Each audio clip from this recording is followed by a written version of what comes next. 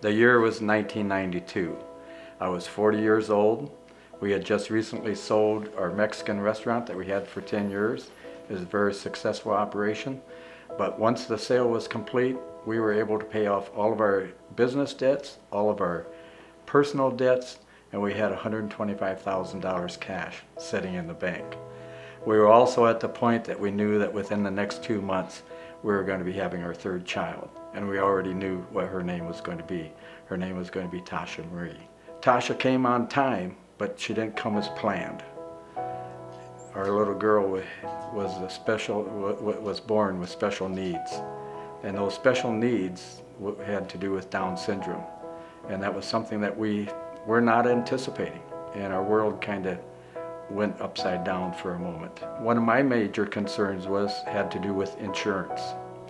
Our insurance was connected with our business. And with the sale of our business, our insurance was going to come to an end at the end of the year.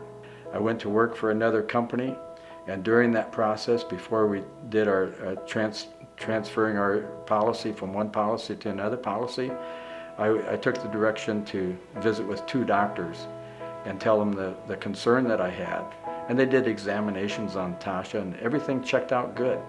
Other than the fact that she was born Down syndrome, health-wise, she was in good health. And so with that knowledge, I went ahead and switched policies.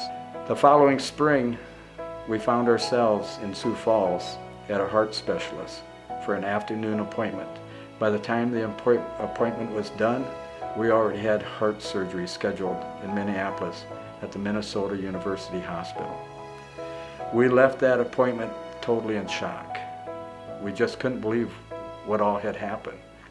2 days prior to leaving for Minneapolis, my employer and a lawyer sat down with me to inform me that Tasha was not going to be covered by insurance. I went out onto the deck and I was looking at the lake, and I had Tasha in my arms. And I remember praying to God that I didn't know what to do. It wasn't that I wasn't willing to do something, I just didn't know what to do. And I remember I took and lifted Tasha up like this, and I prayed.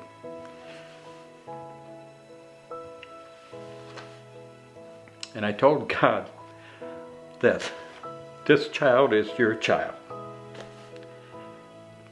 I'm going to do everything in my power to take care of her, to provide for her.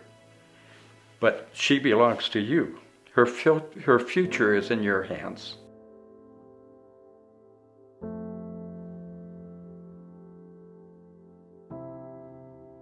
Their solution to the whole problem, to the whole financial concern, was for us to get a divorce. And they made it sound so simple and so easy, that they had all the paperwork available. It was just a matter of sitting down, doing it, filling out the paperwork, signing our names. I remember being in total disbelief in what the hospital was recommending us to do. Me, a single parent, I could receive all the financial assistance I needed. It sounded so simple and so convenient and so easy.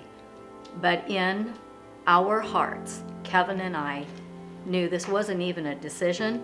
It was a one-way track, that we were going to be responsible parents and adults to our financial medical bills that we had, not to hand that off to somebody else. For Twila and myself, the decision was internally quite easy for us to make. That wasn't something that we were about to do. I contacted my banker in Yankton. I told him the situation, and I told Bob, I said, I'm going to be writing a check for everything but $100. And that's exactly what we did. Before we had gone through the surgery, I had already written them a check for $125,000. And that was our first payment on an unknown bill at that time. Even after the check had been written, we still were pursued. That, do you guys really realize what you're doing? And it gave us opportunity to share our faith. It gave us our opportunity to share the love for each other and the commitment that we had made. we were just going to stand firm on it. And that's the route that we took. After the initial payment that we made and some other things that took place, we were left with over $150,000 to pay. And you just don't do that overnight. God has restored us. We are in a better position today, far greater than I ever thought we would be. I believe that our faithfulness to God has brought that to us. We were faithful to God. God has been faithful to us. And I used to think at that time, 42 years old, starting all over again with a mass debt in front of me, that how is life going to finish for us? But I tell you, it's been wonderful. You know, our greatest payback is this young lady right here.